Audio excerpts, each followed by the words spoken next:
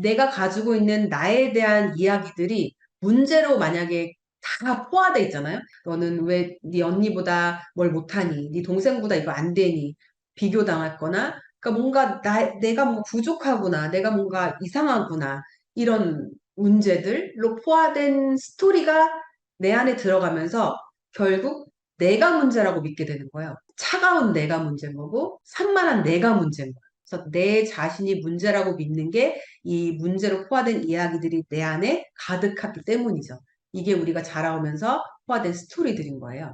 넌 참 차가워 라고 누군가 말했다면 그 차갑다는 것의 반대는 너는 정말 따뜻해 라는 말이잖아요. 넌 정말 따뜻한 사람이야. 이런 반대되는 이야기를 들었던 경험을 한번 떠올려 보세요. 나는 우울하다. 우울이 문제다. 불안이 문제다 했는데 넌 어떻게 이렇게 차분하고 이러니 굉장히 밝고 너무 재밌어. 이런 이야기, 반대되는 이야기를 들었던 경험을 한번 떠올려 보세요. 이제 마지막 슬라이드는 버블을 한번 다시 그려볼 건데 내가 있어요. 나라는 버블이, 큰 버블이 있고 주변에 작은 동그라미 버블들을 몇 개를 그려보세요. 그리고 아까 들었던 나에 대해서 사람들이 내가 지배적으로 이게 문제야라고 생각했던 것과 반대되는, 내가 문제 상황이 아니라 정말 다른 이야기들을 나한테 했던 것들을 이 버블 안에 이렇게 적어보세요. 예를 들면 따뜻함, 자신감 있는, 또 하나는 남을 배려하는, 참 똑똑한, 너무 예쁜, 사랑스러운, 그죠? 반대되는 어떤 말들, 내가 들었던 이야기들,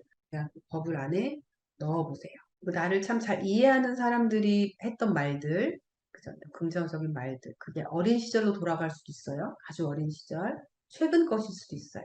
내가 들었는데 나의 어떤 마음을 굉장히 편안하게 해주고 기분이 좋아지고 나에 대한 새로운 이야기들을 이렇게 적어보는 거예요. 지금 선생님들이 나에 대한 스토리 라인이 그냥 뭐 만들고 이게 아니에요. 선생님 진짜 들었었고 선생님에 대한 스토리였고 작은 스토리들을 중요하게 생각하지 않았던 거죠. 그리고 근데 이게 우리의 베스트미와 너무 잘 연결되어 있는 거예요.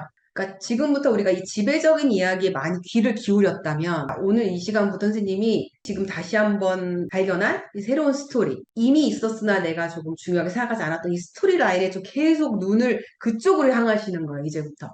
이 지배적인 이야기는 사회에 아직도 너무 많고 너무 힘이 세요. 선생님들에게 계속 몰려올 거예요. 근데 이 작은 공동체 안에서 내가 우리에게 서로 정말 진짜인 나에 대해서 말할 수 있는 여기에 귀 기울인다면 그죠? 이게 좀 더 확장되면서 나의 베스트 미가 확장되는 시간이 되지 않을까 싶어요. 그래서 오늘 이에 대한 걸 나눴고요. 다음 주에도 계속적인 그 나를 살피고 내가 확장되는 그런 걸로 가족치료 이론으로 같이 나누도록 할게요.